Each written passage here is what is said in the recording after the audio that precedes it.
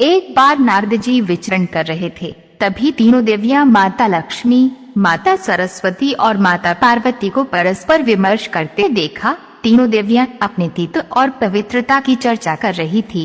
तभी नारद जी उनके पास पहुँचे और उन्हें अत्रि महामुनि की पत्नी अनुसूया के असाधारण पातिव्रत्य के बारे में बताया। नारद जी बोले, उनके समान पवित्र और पतिव्रता तीनों लोकों में नहीं है।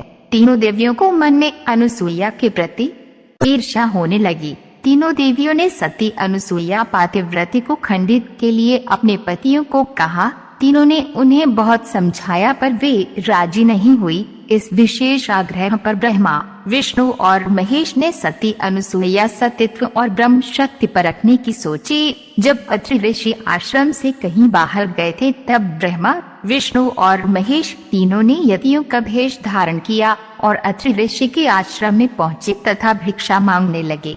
अतिथि सत्कार की परंपरा के चलते सती अनुसूया ने त्रिमूर्तियों का उचित रूप से स्वागत कर उन्हें खाने के लिए निमंत्रित किया। लेकिन यतियों के भेष में त्रिमूर्तियों ने एक स्वर में कहा, हे साध्वी, हमारा एक नियम है कि जब तुम निर्वस्त्र होकर भोजन परोसोगी तभी हम भोजन करेंगे। अनुसूया माता मंजस में पड़ गई और सोचने लगी, इससे तो उनके पातिव्रत्य के खंडित होने का संकट है। उन्होंने मन ही मन ऋषि अत्रि का स्मरण किया। दिव्य शक्ति से उन्होंने जाना कि ये तो त्रिदेव ब्रह्मा, विष्णु और महेश हैं और मुस्कुराते हुए माता अनुसूया बोली, जैसी आपकी इच्छा। तीनों यतियों पर जल छिड़क कर उन्हें 3 प्यारे शिशुओं के रूप में बदल दिया। सुंदर शिशु देखकर माता अनुसूया के हृदय में मातृत्व भाव उमड़ पड़ा। शिशुओं को स्तनपान कराया, दूध भात खिलाया, गोद में सुलाया। तीनों गहरी नींद में सो गए। अनुसूया माता ने तीनों को झूले में सुलाकर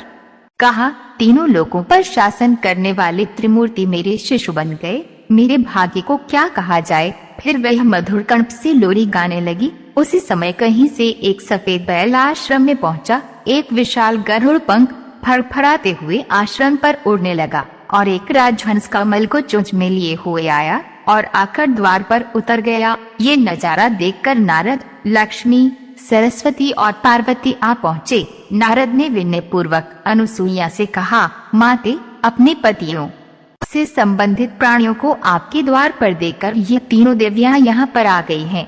ये अपने पतियों को ढूंढ रही थी। इनके पतियों को कृपया इन्हें सौंप दीजिए। अनुसूया ने तीनों देवियों को प्रणाम करके कहा, माताओं, झूलों में सोने वाले शिशु अगर आपके पति हैं तो इन्हें आप ले जा सकती हैं। लेकिन जब तीनों देवियों ने तीनों शिशुओं को देखा तो एक समान लगने वाले तीनों शिशु गहरी निद्रा में सो रहे थे। इस पर लक्ष्मी, सरस्वती और पार्वती भ्रमित होने लगी। नारद ने उनकी स्थिति जानकर उनसे पूछा, आप क्या अपने पति को पहचान नहीं सकती? जल्दी से अपने पति को गोद में उठा लीजिए। देवियों ने जल्दी में एक शिशु को उठा लिया। वे शिशु एक साथ त्रिमूर्तियों के रूप में खड़े हो गए।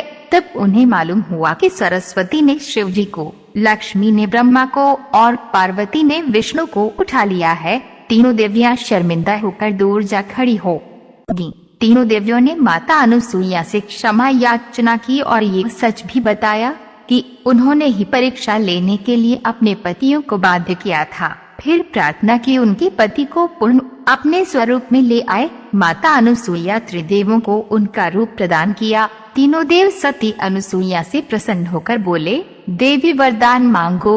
त्रिदेव की बात सुन अनुसूया बोली, हे प्रभु, आप तीनों मेरी ही कोख से जन्म लेना ऐसा वरदान चाहिए, अन्यथा उसके अलावा कुछ नहीं। तभी से वे माता सती अनुसूया के नाम से प्रख्यात हुई तथा कालांतर में भगवान दत्तात्रेय रूप में भगवान विष्णु का, चंद्रमा के रूप में ब्रह्मा का तथा दुर्वासा के रूप में भगवान शिव का जन्म माता अनुसूया के गर्भ से हुआ। मतांतर से ब्रह्मा के अंश से चंद्र, विष्णु के अंश से दत्त तथा शिव के अंश से दुर्वासा का जन्म हुआ। तो दोस्तों, ये थी माता अनुसूया की कहानी। आपको कैसी लगी हमें कमेंट बॉक्स में जरूर बताना। वीडियो पसंद आया है तो लाइक सब्सक्राइब कर देना। धन्यवाद।